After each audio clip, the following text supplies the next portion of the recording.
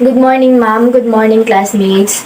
Our group will report capital budgeting decisions, which includes 9 subtopics, namely the overview of capital budgeting, the payback method, the net present value method, expanding the net present value method, preference decisions, the internal rate of return, the net present value method, and income taxes, the simple rate of return, and lastly, its post-audit investment project.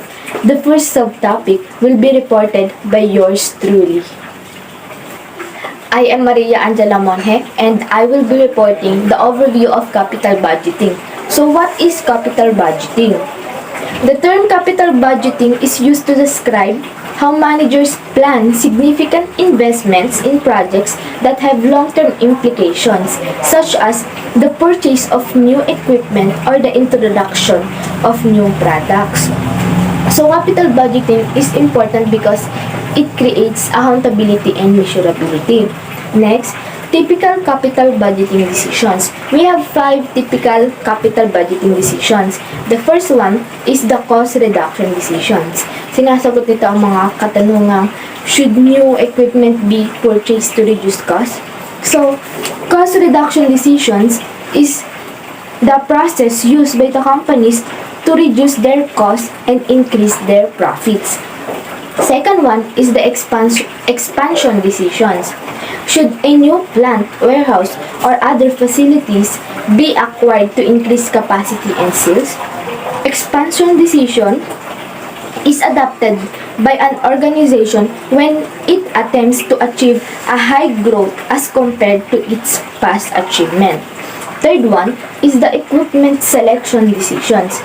Which of several available machines should be purchased? Equipment selection decisions, it means selecting equipment that is most suited to the raw materials. The fourth one is the lease or buy decisions. Should new equipment be leased or purchased? Lease or buy decisions, it is a financing decisions with an effort to manage an asset volatility. And the last one is the equipment replacement decision. Should old equipment be replaced now or later? The primary function of equipment manager is to replace the right equipment at the right time and at the lowest overall cost. 2 broad categories of capital budgeting decision. First one is screening decisions. Relate to whether a proposed project is acceptable, whether it passes a present hurdle. For example, a company may have a policy of accepting projects only if they provide a return of at least 20% on the investment. The required rate of return is the minimum rate of return a project must yield to be acceptable. The second one is the preference decisions. Preference decisions relate to selecting from among several acceptable alternatives. To illustrate, a company may be considering several different machines to replace an existing machine on the assembly line. The choice of which machine to purchase is the preference decisions. The next one is the common types of cash outflows and cash inflows. Typical cash outflows. So, ito yung mga perang lumalabas sa kumpanya. So, meron tayong 3 types of cash outflows. Number 1, they often required an immediate cash outflows in the form of an initial investment in equipment, other asset, and installation cost. Any salvage value realized from the sale of old equipment can be recognized as a reduction in the initial investment or as a cash inflow. Second one, some projects require a company to expand its working capital. So working capital is the current asset. Current asset less current liabilities. When a company takes on a new project, the balances in the current asset accounts often increase. For example, opening a new Nordstrom's department is to request additional cash in sales, register, and more inventory. These additional working capital needs are treated as part of the initial investment in project. Third, many projects required periodic outlays for repairs and maintenance and additional operating costs. So, typical cash inflows. Typical cash inflows, ito naman yung mga pera ang pumapasok sa company. The money coming into a business. So, three types of cash inflows. Number one, project will normally increase revenue or reduce costs. Either way, the amount involved should be treated as a cash inflow for capital budgeting purposes. Notice that from a cash flow standpoint, a reduction in cost is equivalent to an increase in revenues. Number two, cash inflows are also frequently realized from selling equipment for its salvage value when a project ends, although the company actually may have to pay to dispose of some low value of hazardous items. Third one, a working capital that was tied up in the project can be released for use elsewhere at the end of the project and should be treated as a cash inflow at the time. Working capital is released, for example, when a company sells off an inventory or collects its accounts receivable. The time value of money. The time value of money recognizes that $1 today is worth more than $1 a year from now. If for no other reason than you could put the dollar in a bank today and have more dollar a year from now.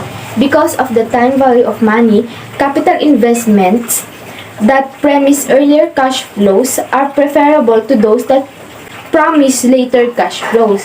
For example, if someone offered to give you $1,000 today that you could save toward your eventual retirement, or $1,000 a year from now that you could save toward your future retirement, which alternative would you choose?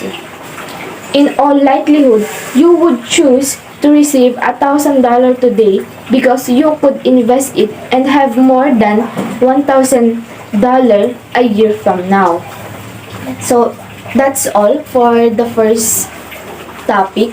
So, the next topic will be discussed by Ms. Ramirez. Good day, I am Jolimay Ramirez and I am going to discuss the second subtopic, which is the payback method. So let's start on defining the payback method. The payback method is a method of evaluating a project by measuring the time it will take to recover the initial investment. The calculation used to derive the payback period is called the payback method. Payback period is expressed in years and fractions of years. In capital budgeting, the payback period refers to the period of time required for the return on an investment to repay the sum of the original investment. The payback method analyzes cash flows. However, it does not consider the time value of money. When the annual net cash inflow is the same each year, this formula can be used to compute the payback period. Payback period is equal to investment required divided by annual net cash inflow. So, let's take a look at this example. ABC Company is planning to purchase a machine known as Machine X. Machine X would cost 25,000 pesos and would have a useful life of 10 years with zero salvage value. The expected annual cash inflow of the machine is 10,000 pesos. So the required here is that compute the payback period of Machine X and conclude whether or not the machine would be purchased if the maximum desired payback period of ABC Company is 3 years. So the payback period here is 2.5 years, wherein we get the 2.5 years by dividing 25,000 and 10,000. So as we can see, the purchase of Machine X is desirable. Why? Because its payback period is 2.5 years, which is shorter than the maximum payback period of the company. So next is the evaluation of the payback method. So these are the advantages of the payback method. First, serves as a screening tool. Second, identifies investments that recoup cash investments quickly. And lastly, identifies products that recoup initial investments quickly. So next is the disadvantages of the payback method. First, ignores the time value of money. Second, shorter payback period does not always mean a more desirable investment. And lastly, ignores cash flow after the payback period. Next is the payback method with uneven cash flow. When projects generate inconsistent or uneven cash inflow, meaning different cash inflow in different periods, the simple formula given below cannot be used to compute payback period. In such situations, we need to compute the cumulative cash inflow and then apply the following formula. Payback period is equal to years before full recovery plus unrecovered cost at the start of the year divided by cash flow during the year. Again, let's take a look at this example. An investment of 200,000 pesos is expected to generate the following cash inflows in 6 years. So in year 1, we have 70,000 pesos, year 2, 60,000, year 3, 55,000, year 4, 40,000, year 5, 30,000, and year 6, 25,000. So the required here is that compute the payback period of the investment. So the initial investment is 200,000 pesos. So first, let's compute the cumulative cash inflow. So in year 1, we have 70,000 cumulative cash inflow. In year 2, we have 130,000, wherein we get the 130,000 by adding the 70,000 cumulative cash inflow in year 1 and the 60,000 cash inflow in year 2. Next, in year 3, we have 185,000 cumulative cash inflow. So we get the 185,000 by adding 130,000 cumulative cash inflow in year 2 and the 55,000 cash inflow in year 3. In year 4, we have 225,000. So we get this by adding 185,000 and 40,000. Next is year 5. We have 255,000 cumulative cash inflow. And lastly, year 6, we have 280,000 cumulative cash inflow. So after computing the cumulative cash inflow, i-compute naman natin yung payback period using the given formula. So, payback period is equal to 3, which is yung 3 dito is the years before full recovery, plus 15,000 divided by 40,000. So, paano naman nakuha yung 15,000 dito? So, unrecovered investment at start of 4th year is equal to initial cost, which is 200,000, less cumulative cash inflow at the end of 3rd year, which is 185,000.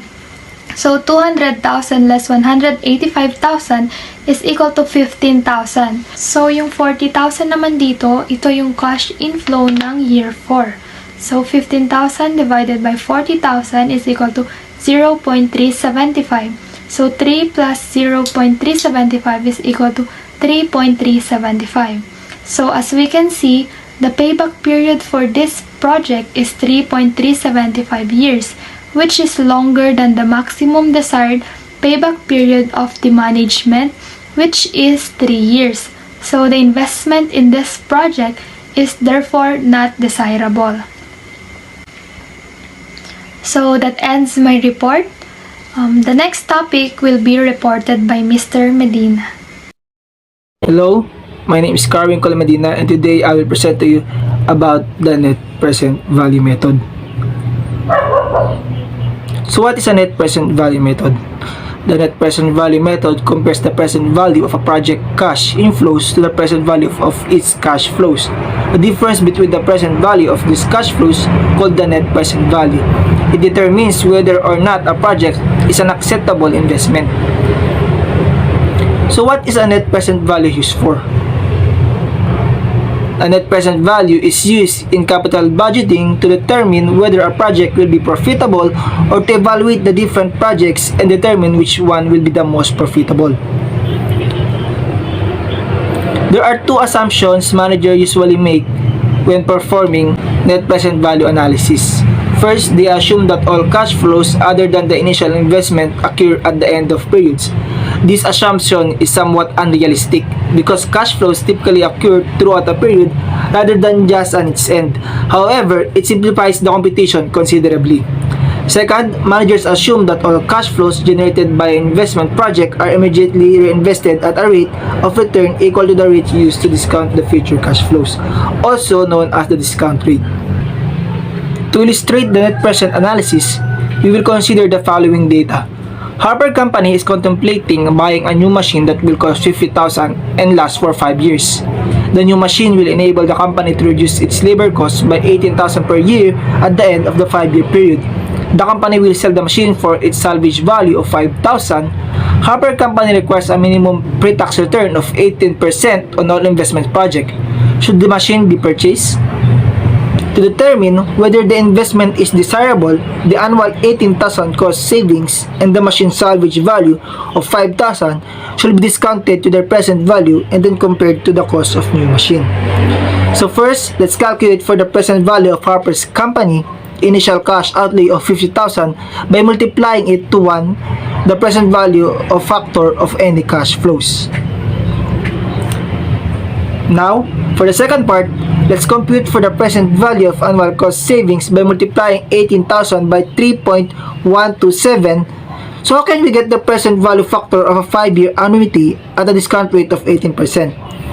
We will use the formula 1 less 1 plus interest raised to n, which is the number of years, then divided it by the interest of 18% to come up with 3.127. Next one is by calculating the machine salvage value by multiplying 5,000 by the net present value factor of single to be received at a discount rate of 18%. Once you have computed a project present value, we will now interpret its finding because Harper's Company project has a positive net present value of 8,471. It implies that the company should purchase the new machine. So what is the main advantage of net present value over an alternative method like the payback period? The main advantage of net present value method is that it takes into consideration the time value of money by discounting future cash flow at an appropriate discount rate that is based on the company's cost capital and the project risk. The payback period estimates how long it will take for a project to generate sufficient cash flows to pay back its initial startup costs, but it does not consider the time value of money and overall project profitability like net present value does. So next one is, what if the net value is positive? If the net present value is positive, acceptable because its return is greater than the required rate of return. What if the net present value is 0?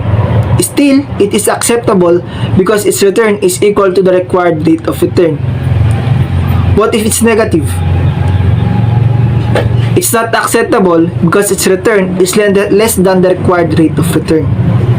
What does a negative net present value number mean? A negative net present value means that a project will be unprofitable because the initial startup costs exceed the discount value of a net future cash flows. So the next topic will be presented by Mr. Pisho. Thank you, Carl. Good morning, everyone. I am Christian Pisho, and I'll further discuss about expanding the net present value method. In the first slide, here shows a simple example, whereas present value and future value are closely related concepts. An example of future value is how much money will I have 1 year from now if I invest $100 at an expected 20% annual return. So $100 multiplied by 1.2 is $120. An example of present value is how much money do I invest today to achieve $120 1 year from now at an expected 20% annual return. So $120 divided by 1.2 is $100. So in simple terms, to get future value, we have to compute from left to right. Take the present value and multiply by 1 plus the rate of return. To get to the present value, you have to compute from right to left. Take the future value and divide it by 1 plus the rate of return. You can do this to multiple years as well. Next slide. Where NPV is used. Net present value is a core component of corporate budgeting. It is a comprehensive way to calculate whether a proposed project will be financially viable or not. So it helps determine how much an invested project or any series of cash flows is worth. It also takes into account the timing of each cash flow that can result in a large impact on the present value of an investment. Next slide. The calculation of FPB encompasses many financial topics in one formula. First is cash flows. Means a low discount rate means that NPV is affected more by the cash flows that occurs in the future. Second, time value of money due to its potential earning capacity. Third is the discount rate over the duration of the project, usually the WACC. Serves as a discount rate for calculating NPV of a business.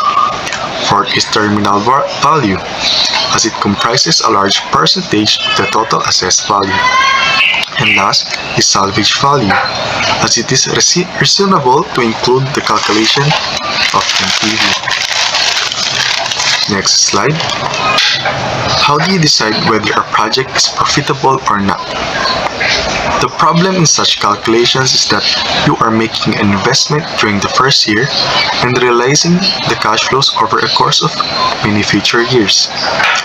To assess such ventures that span multiple years, NPV comes to the rescue for financial decision making, provide the investment estimates and projections due to accurate to a high degree.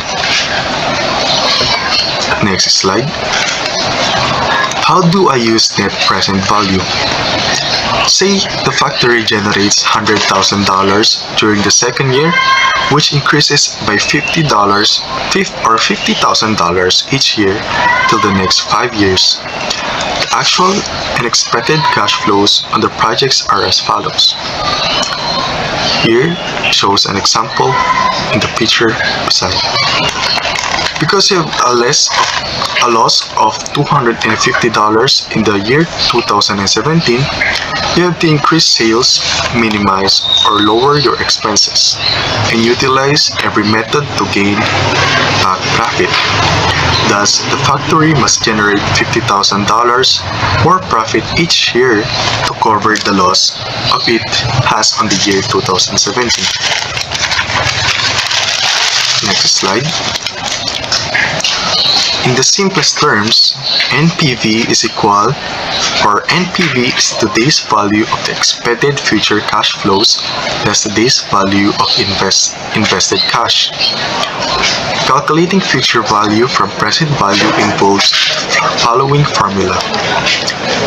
Future value is equals to present value multiplied by 1 plus the rate of return in number of periods, whereas future value is the net cash flows or inflow less outflows expected during a particular period, and R is the discount rate of return, and T is the number of time periods.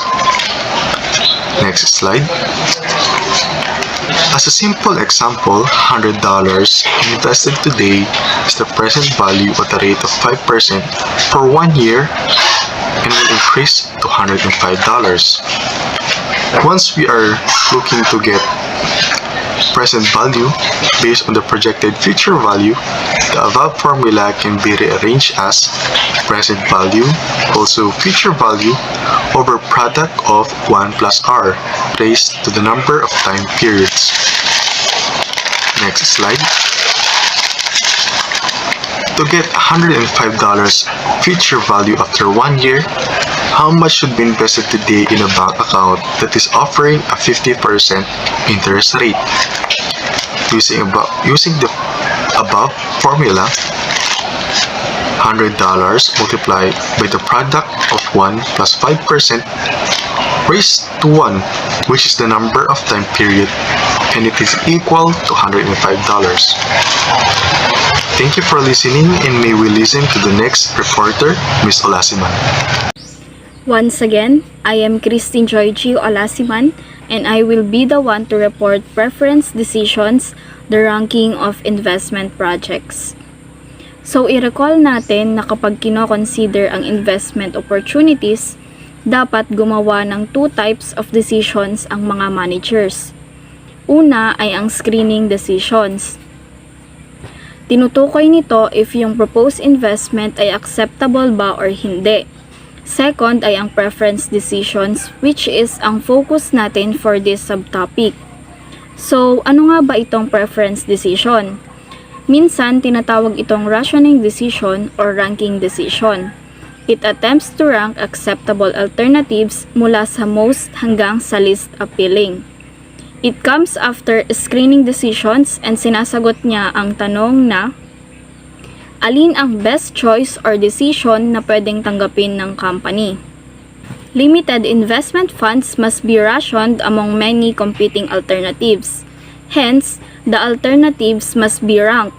Either ang internal rate of return or ang net present value method ang pwedeng gamitin sa preference decision. Pero kapag ang dalawang methods na nabanggit ay in conflict, mas okay na gamitin ang net present value method since ito ay mas reliable. Para sa internal rate of return, ang dapat nating tandaan is mas desirable yung project kapag mataas yung internal rate of return. Usually, considered preferable yung investment project na may 18% internal rate of return kesa sa 15%. Kadalasan, ginagamit ito para i-rank yung mga projects. And this topic will be further discussed by Ms. Navarro. And for the net present value method, hindi pwedeng i-compare directly ang net present value ng isang project sa net present value ng ibang project unless yung initial investments ay equal. For example, i-assume natin na ang company ay nagko-consider ng dalawang competing investments gaya ng nasa screen. Although ang bawat project ay may net present value na $1,000, hindi pa rin sila equally desirable kapag ang available na funds ay limited. So, yung project na nagre-require ng investment for only $5,000 ay mas desirable kaysa sa project na nagre-require ng investment na naghahalagang $10,000. So, this fact can be highlighted by using the Project Profitability Index. So, let me first discuss kung ano nga ba itong Project Profitability Index. So, ito yung application ng mga techniques sa paggamit ng mga constrained resources. Ang mga constrained resources ay yung mga limited funds na available para sa investment. And yung Project Profitability Index ay magkapareho sa contribution margin per unit ng constrained resources. So, ang formula para sa Project Profitability Index ay the net present value of the project divided by the investment required. So, may mga details na need i-clarify with respect sa computation ng Project Profitability Index. Ano nga ba itong investment required? Tinutukoy nito yung mga cash outflows na nag-occur sa simula ng project, which is reduced by any salvage value na na-recover mula sa sale ng old equipment. Kabilang din dito ang investment in working capital na maaaring kailanganin sa project. So now, i-apply naman natin ang formula for Project Profitability Index para makita natin if anong investment ang desirable between investment A and investment B. Going back to the example, we can see na ang investment A ay may net present value na $1,000. So, i-divide natin yun sa investment required na $10,000 and it will give us a Project Profitability Index of 0.10.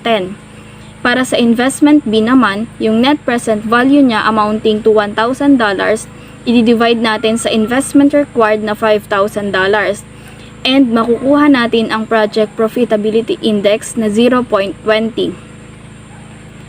Kapag gumagamit ng Project Profitability Index para i-rank ang competing investment projects, ang preference rule ay Kapag mas mataas ang project profitability index, mas desirable ang project.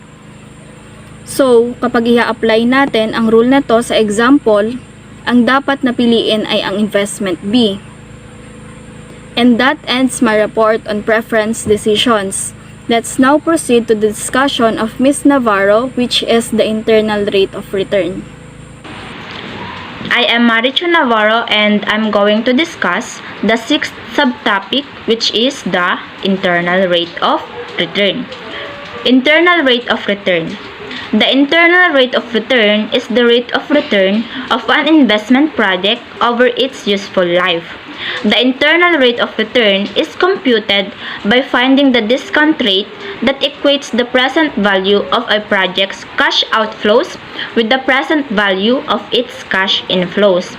In other words, the internal rate of return is the discount rate that results in a net present value of 0. It is a way of evaluating a project in coming up a decision to accept or reject a project.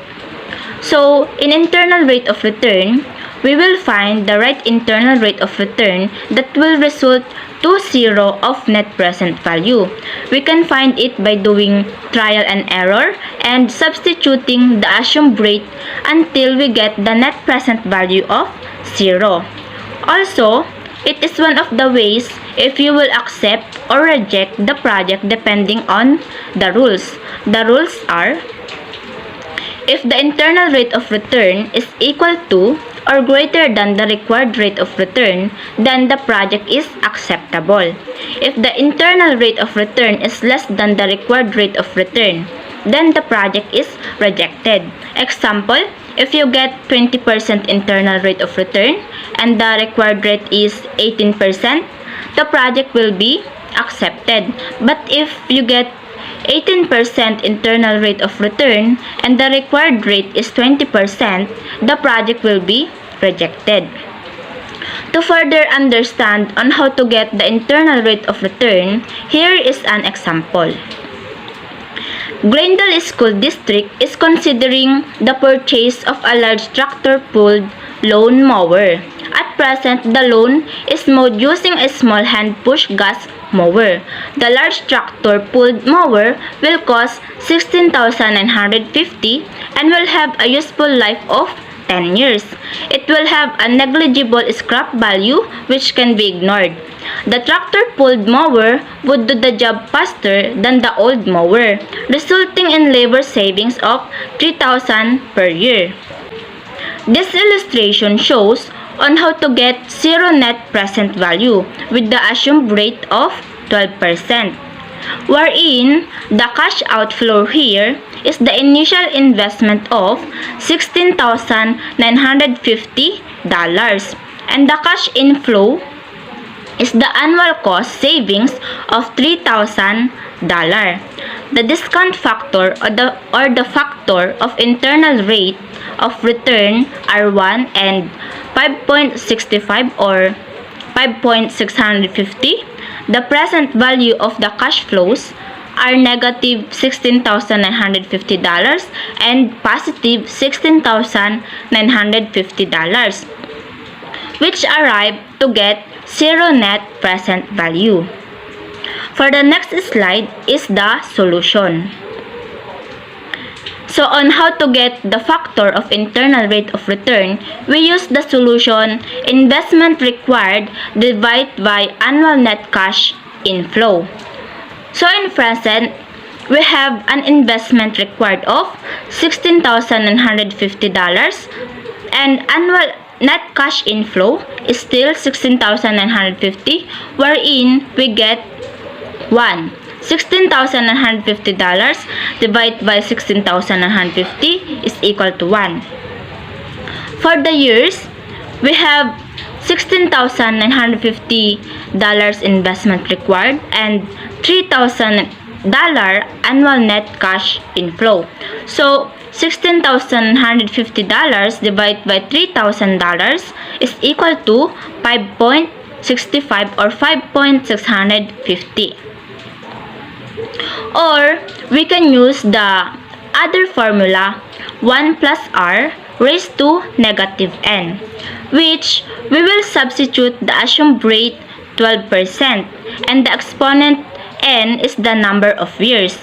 For the computation of the present, the number of years is 0 because we will calculate it now, so there is no number of years. So it will be 1 plus 0.12 or 12% raised to negative 0.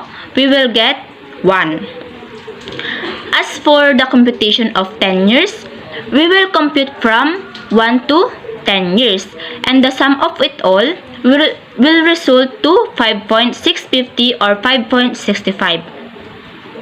And for the present value of the cash flow, we will multiply the total cash flow to discount factor or the factor of internal rate.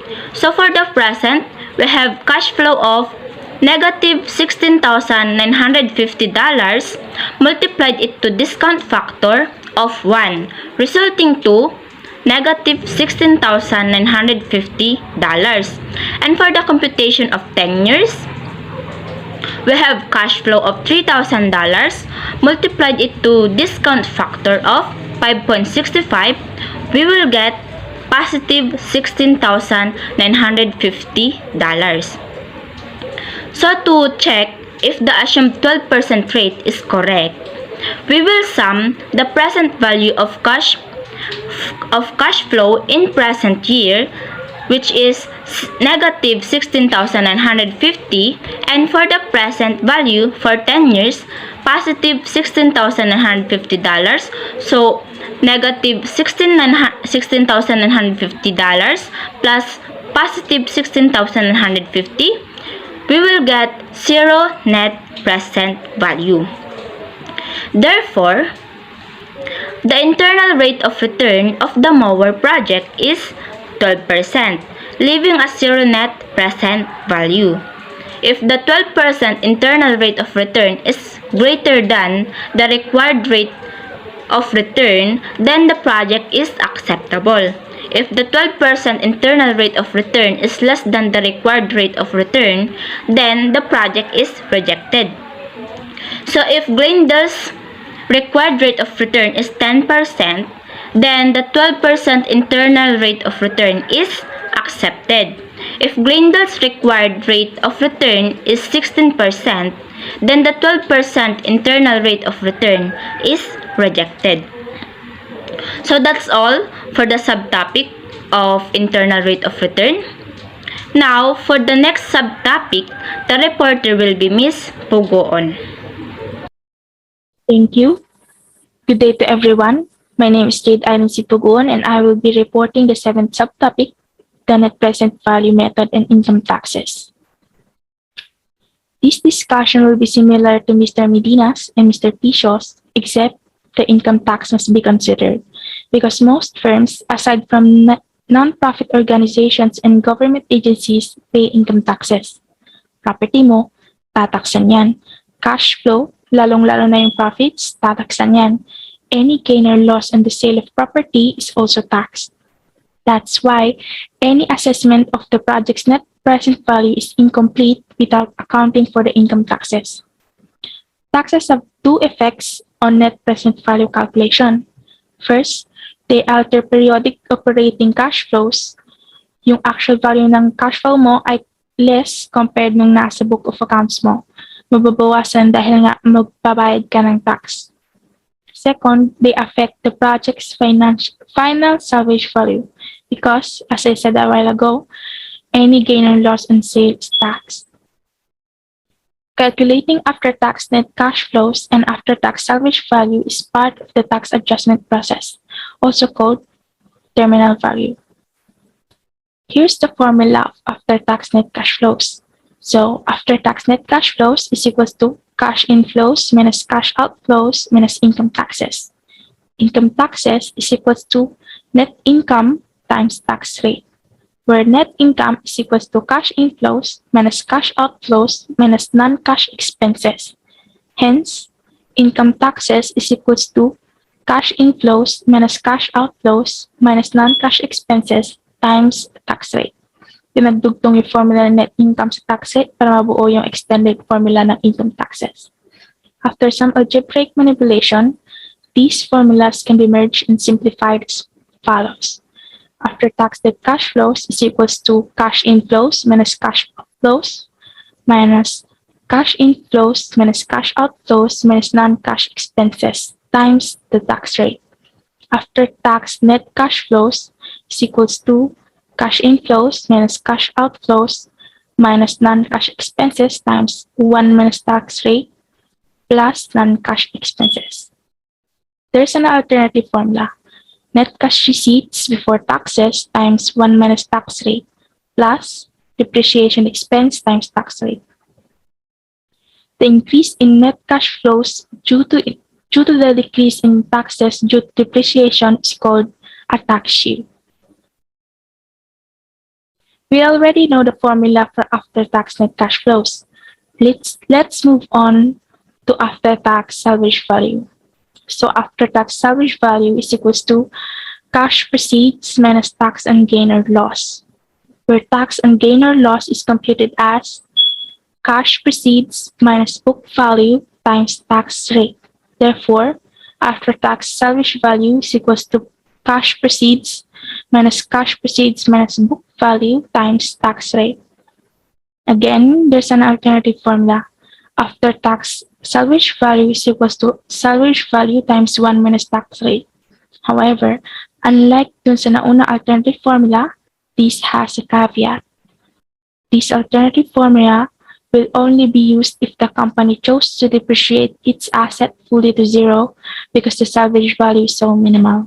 As you remember, in calculating for depreciation expense, i-minus mo muna yung salvage value. There's a clear difference between deducted and not deducted. Then again, it's on the matter of the concept of materiality. For example, in the perception of a multi-billion-dollar company, the $10,000 salvage value is immaterial. Bare-bare lang, kumbaga. Next is calculating net present value with after-tax cash flows. Meron tayong example dito. A pizzeria pays $60,000 cash today to buy a pizza oven.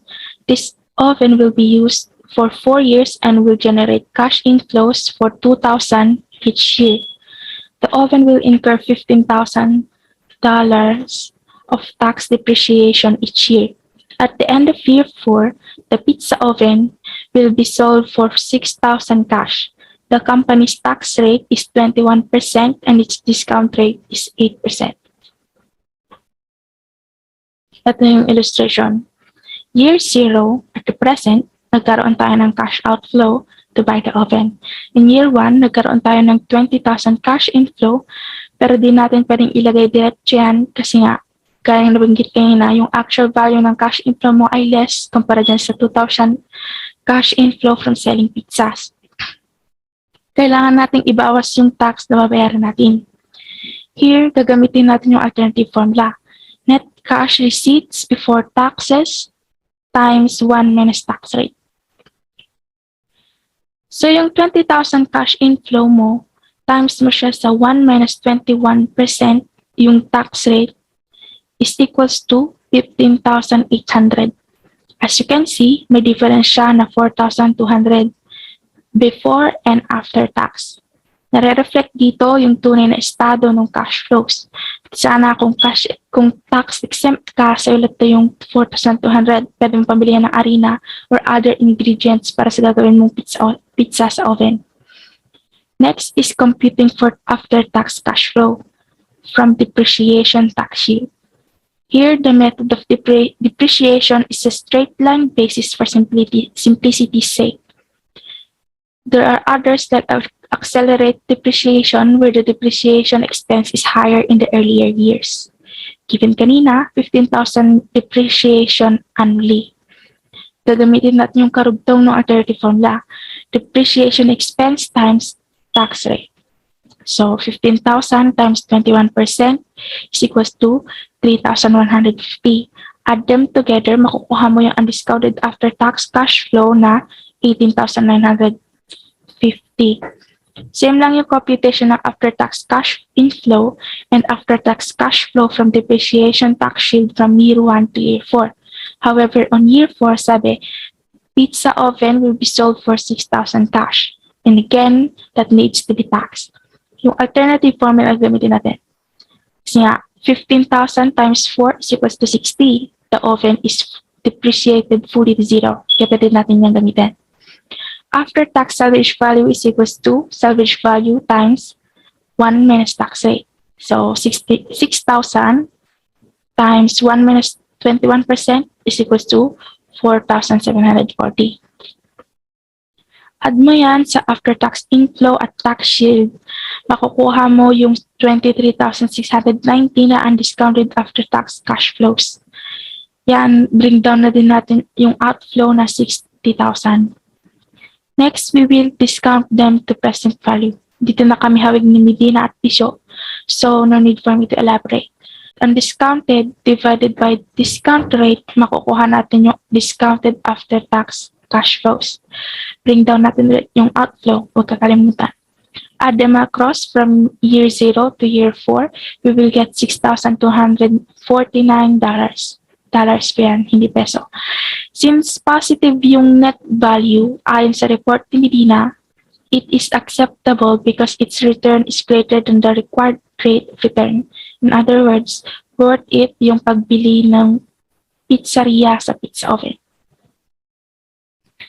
So, sample problem number 2, the level up sample.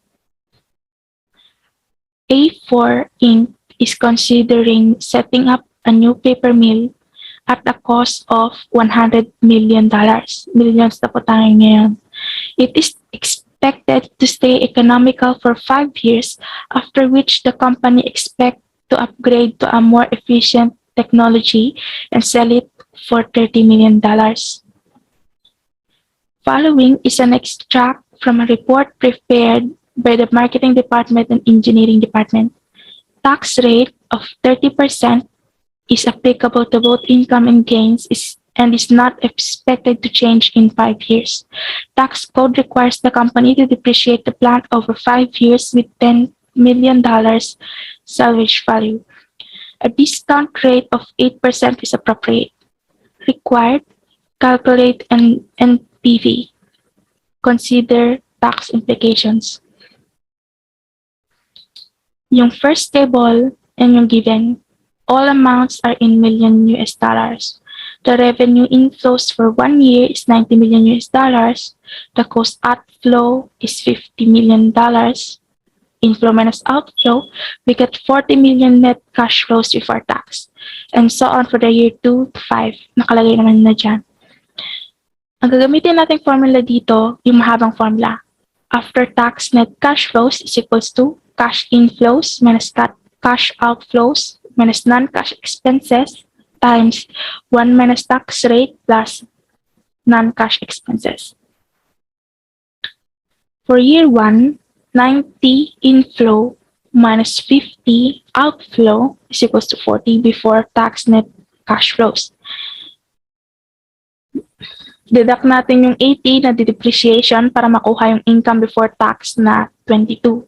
After that, compute yung tax base dun sa income before tax. Bale, 30% of that is equals to 6.6. Subtract the 2, we will get 15.4 after tax net income. Add back the depreciation to get the after tax cash flows of 33.4. For year 2 to 5, different values, the same procedure. 85 minus 46 minus 18 is equals to 21 times 1 minus 0.3 is equals to 14.7 plus 18 is equals to 32.7. Try natin yung isang formula. Net cash receipts before taxes, yun yung net cash flows before tax, given naman na, times 1 minus tax rate, plus depreciation expense times tax rate. Try natin yung year 3, 40 times 1 minus 0.3 is equals to 28, plus 18 times 0.3 is equals to 33.4. Rehas lang. Pagkatapos natin makompute yung after-tax cash flows, let's add the after-tax salvage value to the last year. Nasa next slide yung computation, ipapakita na mamaya. And then, makukuha mo na yung after-tax total net cash flows. multiply mo doon sa discount rate, multiply, hindi divide. Kasi nakuha yung discount rate by dividing 1 by 1.08 raised to the first power, second power sa second year, and so on. Pinag-multiply mo na makukuha mo na yung present value of cash flows per year. Add them all together, you'll get the total present value na 136.5. Ito na yung computation ng after-tax salvage value. Cash proceeds minus book value times tax rate. Kung maalala nyo pa, A4 Inc.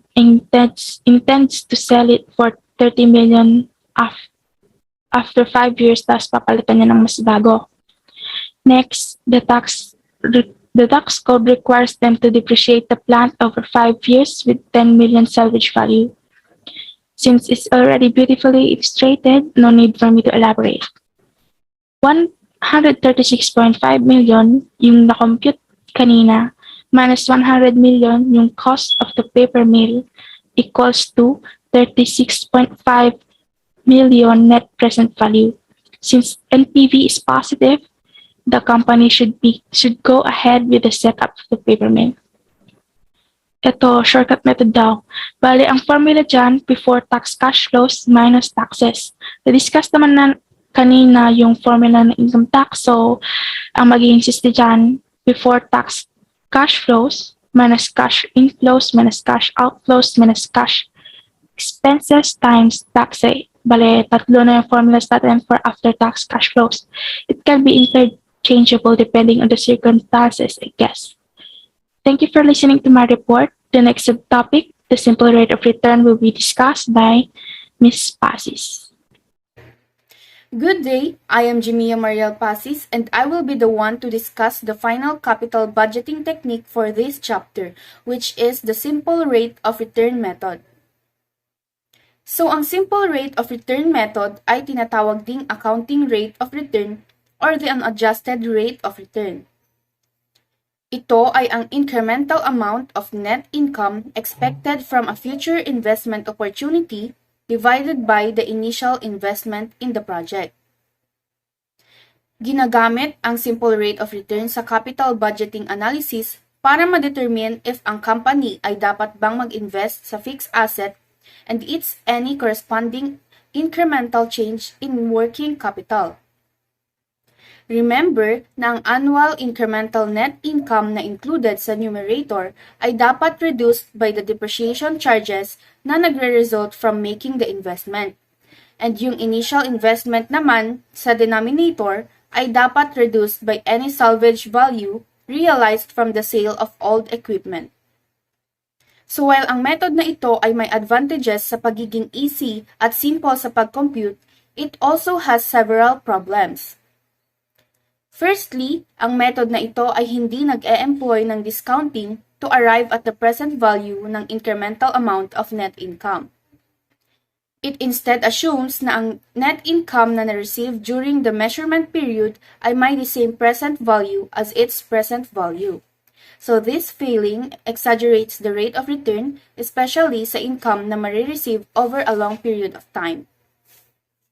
Second, this method calculates net income rather than cash flows sa numerator. Cash flows are said to be the best way para i-judge ang return on investment.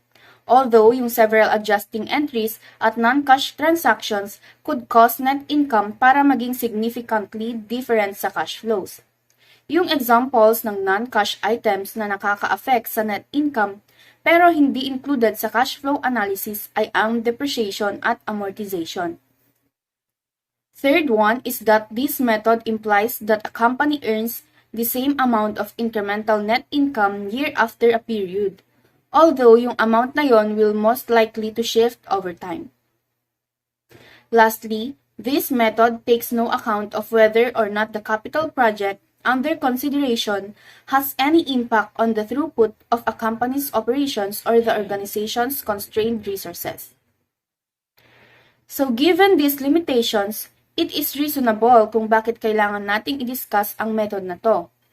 First of all, in spite of its limitations, yung ibang companies ay gumagamit ng simple rate of return para ma-evaluate yung capital investment proposals. Therefore, dapat na maging familiar tayo with this approach para makritik natin ito properly sa mga event na ma-encounter natin ito. More importantly, kailangan nating maintindihan if paano nai-influence ng simple rate of return method yung behavior ng investment center managers who are evaluated and rewarded based sa ROI nila. And now, let's proceed to the sample problem. So the problem says, the management of Balliard Microbrew is considering the purchase of an automated bottling machine for $120,000. The machine would replace an old piece of equipment that cost $30,000 per year to operate. Then the new machine would cost $12,000 per year to operate. The old machine currently in use could be sold now for a salvage value of $40,000, and the new machine would have a useful life of 10 years with no salvage value. So in this problem, i-compute natin ang simple rate of return, which shows us how the accounting numbers would be affected by the capital project. So for the requirement 1, it asks us to calculate the annual depreciation expense. In this, kukunin natin yung cost ng new machine amounting to $120,000 and i-divide natin sa useful life ng new machine, which is 10 years. So it will give us an annual depreciation expense of $12,000. Sa requirement 2 naman, we are asked to calculate the annual incremental net operating income provided by the new bottling machine. So in this case, yung operating cost ng old machine na $30,000 ay kailangan nating i-compare sa cost ng new machine, which is $12,000. In addition to that, ililess natin yung na-compute na annual incremental depreciation sa requirement 1, which is $12,000. And when we do that, makukuha natin yung incremental net income na $6,000. For the third requirement, kailangan natin kunin yung initial investment na associated with the project na magagamit sa pag-compute ng simple rate of return. So now, we need to calculate the cost of investment. So ang cost ng new machine is $120,000. However, meron itong salvage value na $40,000 galing sa sale ng old machine. So meaning, we're only making a net investment of $80,000. And so, yun ang amount na gagamitin natin in computing the simple rate of return. Now, in requirement 4, we're going to actually go in and calculate the simple rate of return. In this, i-divide natin yung annual incremental net operating income na $6,000 na na-compute natin sa requirement number 2. I-divide natin siya sa initial investment na $80,000 and it will give us a simple rate of return na 7.5%. So that's all for the discussion of the simple rate of return, and let's now proceed to the last topic, post-audit of investment projects, which will be discussed by Ms. Rhea May Pitpit. I am Rhea May Pitpit and I'm going to report the last part of our topic, the post-investment project. So first, let us define post-audit. Post-audit refers to an analysis of the outcome of capital budgeting investment. Capital budgeting used to describe kung paano yung plan na gagawin to invest in projects that have long-term implication. Ito yung mga purchase ng new equipment and pag-introduce ng new products. So let us move on to the key part of capital budgeting process. So ito tumutulong to keep managers honest in their investment proposal. Any tendency to inflate the benefits or downplay the cost in proposal should become evident after a few post-audits have been conducted. The post-audit also provides an opportunity to reinforce and possibly expand successful projects and cut losses on floundering products. The same technique should be used in a post-audit as was used in the original approval process. Yung approval process is the method ng isang organization na ginagamit to approve anything from documents, invoices, budgets, and purchase order. That is, if a project was approved on the basis of a net present value analysis, then same procedure should be used in performing the post-audit. However, the data used in the post-audit analysis should be actual observed data rather than estimated data. This affords management with an opportunity to make side-by-side comparison to see how well the project has worked out. It also helps assure that estimated data received on the future proposals will be carefully prepared, since the person submitting the data will know that their estimates will be given careful security in the post-audit process. Actual results that are far out of line with original estimates should be carefully reviewed. So that ends our report regarding the capital budgeting decisions. Thank you for listening.